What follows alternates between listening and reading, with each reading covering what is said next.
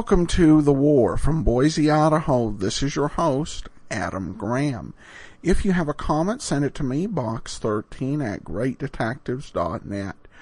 Well, today's episode of the John Charles Thomas Show was originally broadcast October 15th, 1944, so let's go ahead and take a listen.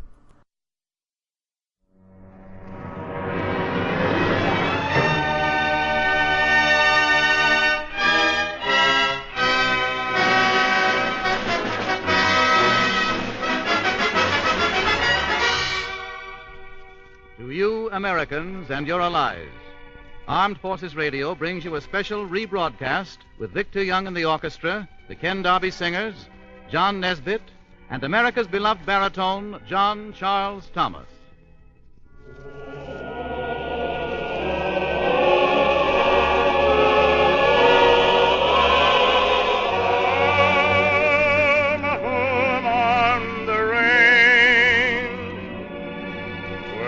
Deer and the antelope play.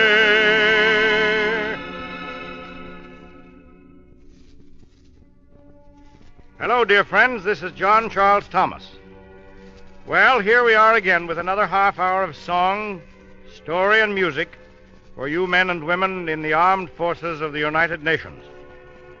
For story, we have John Nesbitt, one of America's best. For music, there's Victor Young and the orchestra, and for song, the Ken Darby chorus and myself. And now, Vic, with the preliminaries over, let's get started. And as a starter for today, it's the rousing Igor song by Madeline Phillips.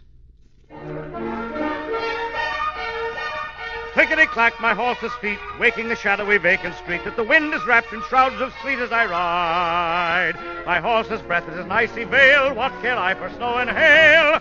I rise in my stirrups and wrestle the gale and ride out of the cold and into the south, for I remember a maiden's mouth, and my blood is racing and dark with drought will divide. I see my love on a rose-strewn bed, her slender feet are tipped with red, and the dagger I gave her lies under her head, my bride. The airy wind has 1,000 strings, but I open my throat and my wild heart sings. Hi! Oh, would that my galloping horse had wings as I ride.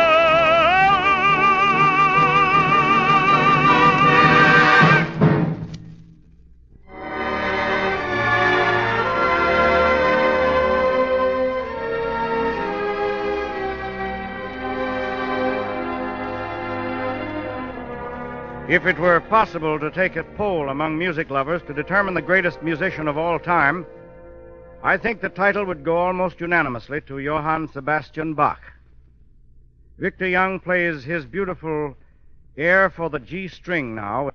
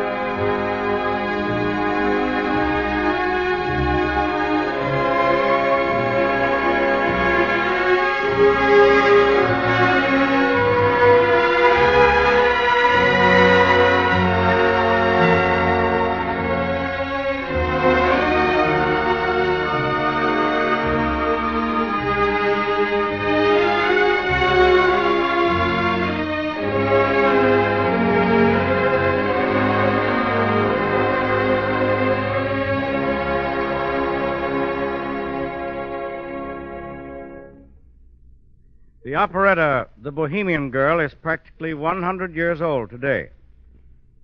The song I sing next is from that operetta, The Heart Bowed Down.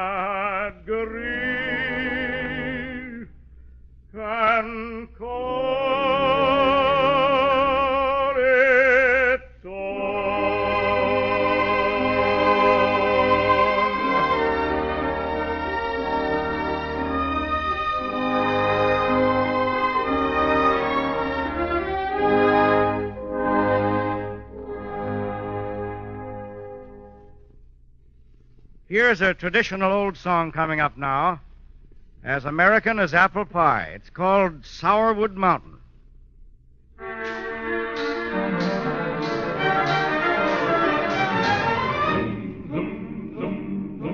I got a gal in the Sourwood Mountain. Oh, diddle-da-da-doodle-da-da-day. She won't come and I won't call her. Oh, diddle-da-da-doodle-da-da-day. Roosters crowing in the Sourwood Mountains. Oh, diddle-da-da-doodle-da-da-day. So many pretty gals I can't count 'em. Oh, diddle-da-da-doodle-da-da-day.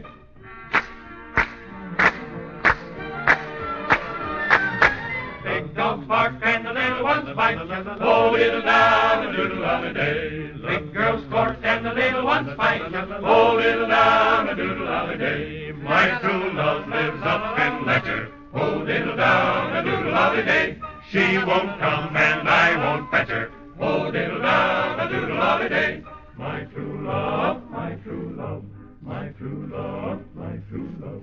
My true love lives over the river. Oh, diddle-da-da-doodle-da-da-day. A few more jumps and I'll be with her. Oh, diddle-da-da-doodle-da-da-day. I got a gal at the head of the holler. Doodle-holly-doodle-holly-doodle-holly-day. She won't come and I won't follow. Oh, diddle-down, down, down, doodle-holly.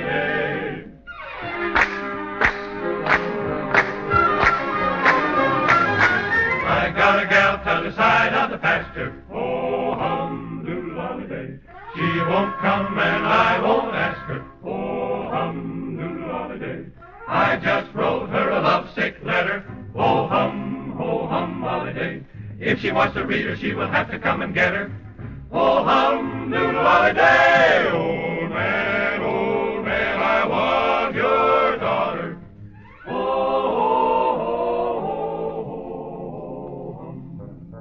She must bake and carry me water.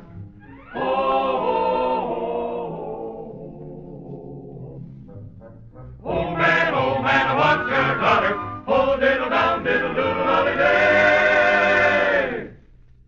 She must bake and carry me water.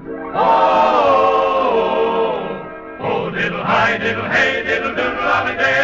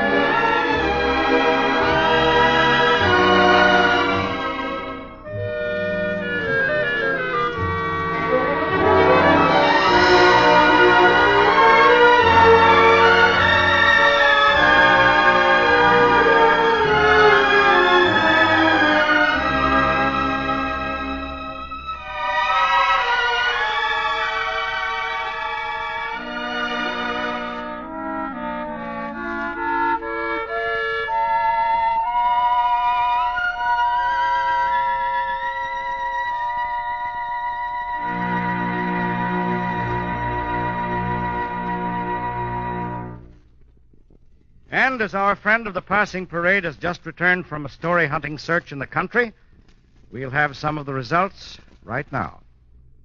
John Nesbitt.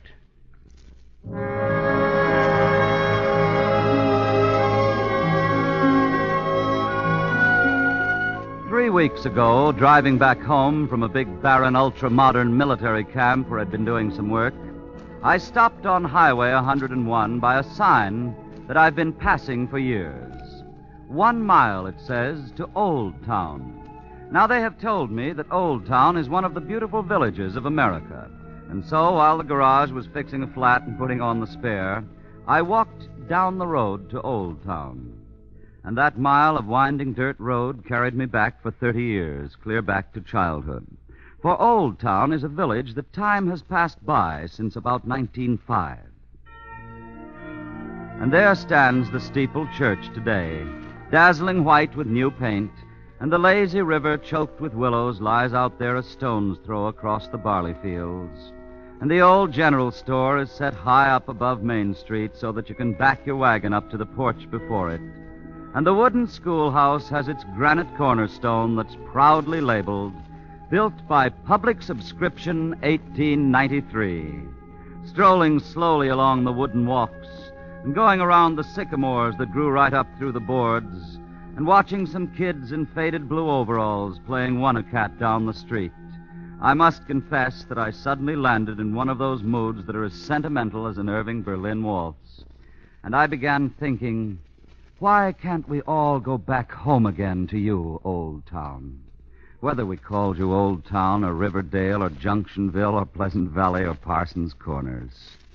Whatever your name, you were a place where we lived out our lives in peace and simplicity, and where we knew each other's every fault and virtue, and where we gossiped a lot, but always helped each other when the trouble came.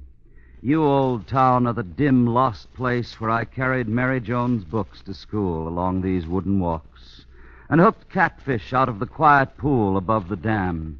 Your shady streets were lined with tidy little houses, each guarded by its white picket fence, and its veranda cool in the shade of the Cecil Bruner. Sturdy little houses, built to outlast time, set on great granite blocks chiseled with careful panes from the quarry down below town. And if you climbed the steep attic stairs from the great bleak kitchen below, you could see the hand-hewn beams pegged together with patience and skill, as if their builders had said, "Here in this house many generations shall live exactly as I have lived, to know the grateful warmth of shelter after a day of toil, and the lazy, friendly ticking of the hall clock, and the calm of night when you looked up through the clean air to see the stars."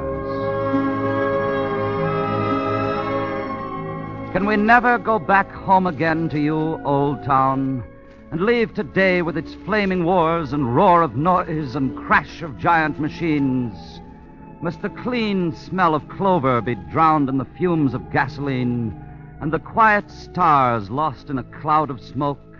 Can we never go back home to yesterday? And then I left the tree-shaded streets of Old Town and walked back to the great modern highway humming with traffic, and I began to remember something else about Old Town, something else beside the slow, cool river and walking home with Mary Jones. That 40 years ago, when villages like Old Town flourished in our land, in those sturdy, rose-draped houses that look so quaint and inviting, there also lived so much human misery that it would shock us into silence today.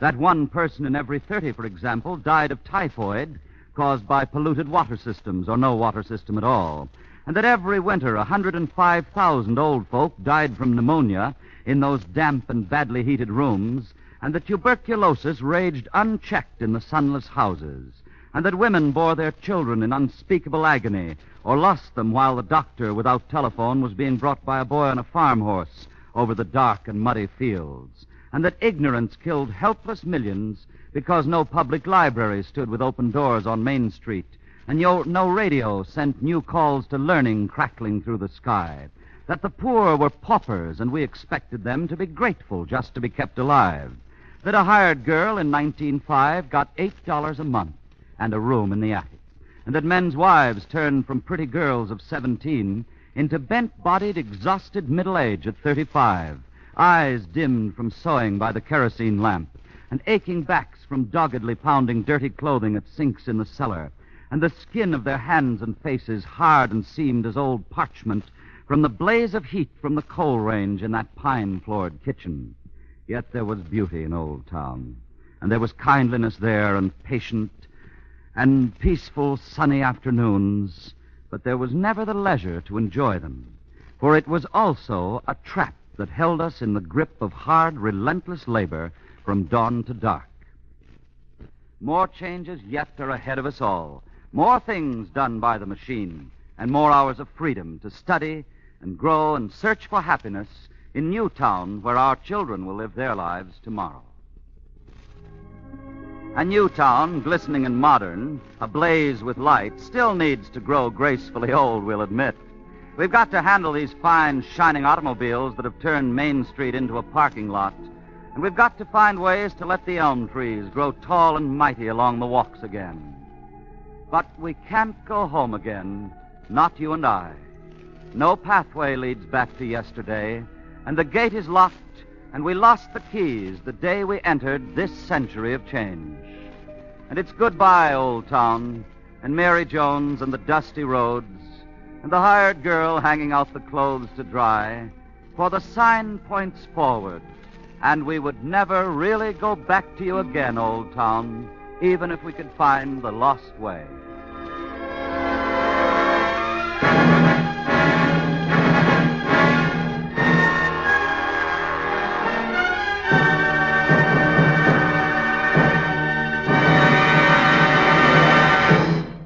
Thank you, John Nesbitt. Victor Young's next selection probably is Chopin's most popular composition. But I wonder how many of you would recognize the title he gave it, The Dog Waltz. Chopin was inspired to write it while watching a little dog go round and round chasing its tail. Well, I'll let you in on a secret. The Dog Waltz is none other than the charming piece we all know as the Minute Waltz.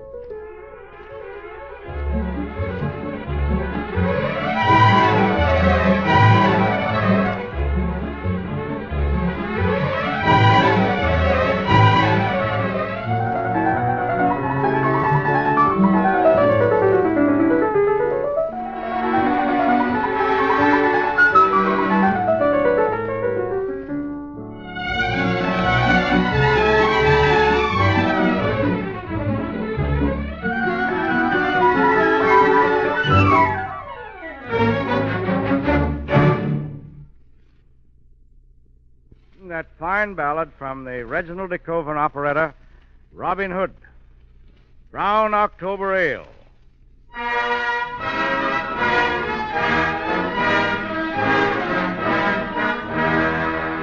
And it's will ye quaff with me, my lad, and it's will ye quaff with me. It is a draught of nut brown ale I offer unto ye. While humming in the tankard, lads, it cheers the heart forlorn. Oh, here's a friend to everyone. 'Tis out on Barleycorn. Oh, lads, and quaff, lads, will make you stout and hale. On all my days I'll sing the praise of Brown October Ale. Yes, lads, and quaff, lads, will make you stout and hale. All my days I'll sing the praise of Brown October Ale. Of Brown October Ale.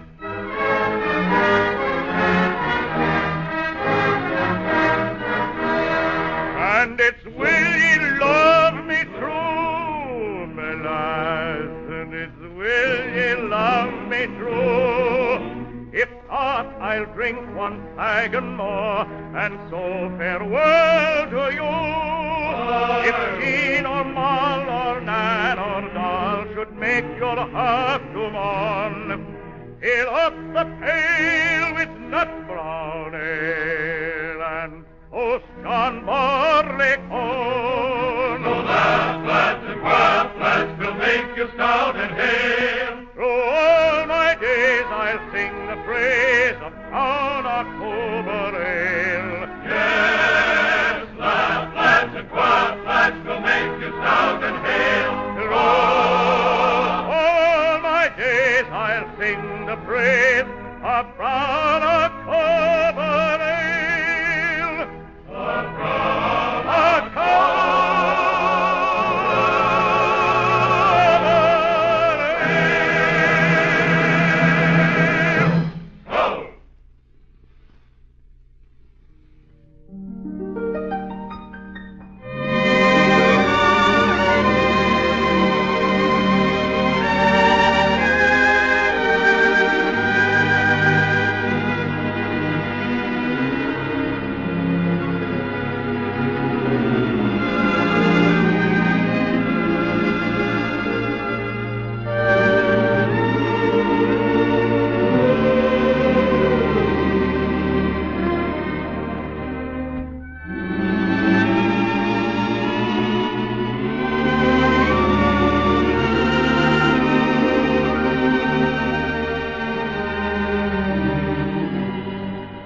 the Armed Forces Radio Service.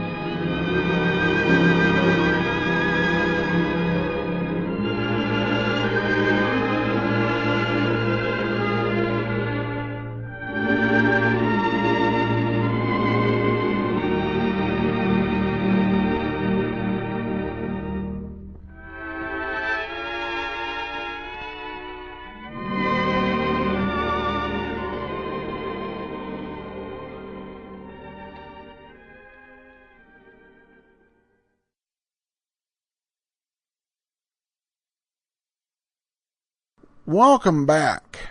John Nesbitt's commentary really, I think, hit home. It's an interesting thing, I think, particularly for those who listen to Golden Age of radio.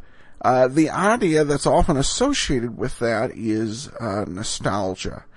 And Nesbitt's commentary seems to, for the most part, not denying that the present day had its own challenges and problems, it really did seem to poo-poo the idea of backwards looking and saying that things were better in the past.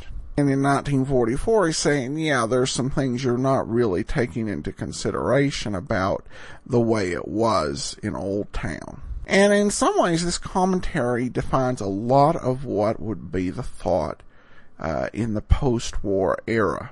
It would be an era defined by the word progress, and that we needed to move forward into new technologies, new industries, new ways of doing things. It's a somewhat remarkable statement given that many people associate the 1950s with not being open to change, and I think that the big thing to understand is this wasn't about politics or principles or morals, but about economies and ways of life and solutions to problems that Nesbitt was looking to. In the challenge then, as it is now, is not rejecting all of Old Town, but combining the best ideals about Old Town into the new opportunities provided by New Town. So it's an interesting perspective, and again, this would be the thought behind a lot of projects and processes in the post-war era. That will do it for today. If you have a comment, email me, box13@greatdetectives.net.